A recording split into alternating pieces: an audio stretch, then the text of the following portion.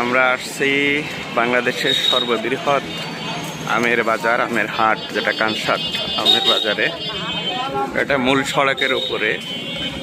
পিছনে আমরা প্রায় আধা কিলো এরিয়া রেখে আসছি। রাস্তায় ভ্যানে করে, ইজি বাইকে করে, মহেন্দ্র বা নসিমনে করে করে এই বাগান মালিকরা বা ফড়িয়ারা আম নিয়ে আসছে এবং এই রাস্তায় দাম হয়ে যাচ্ছে কত করে মন, কি পরিমাণ দাম। এখান থেকে নিয়ে নিয়ে ভিতরে সাইডে যে ঘরগুলো আছে, মজুদ ঘর বলে, মজুদ করে রাখে, ওখানে নিয়ে যাচ্ছে। তো এখন ভিড় এখন আসতে থাকবে এরকম, নাকি আসর পর্যন্ত আম আসতেই থাকে। এটা ল্যাংড়া আম এবং সাইজটা দেখি খুবই ভালো।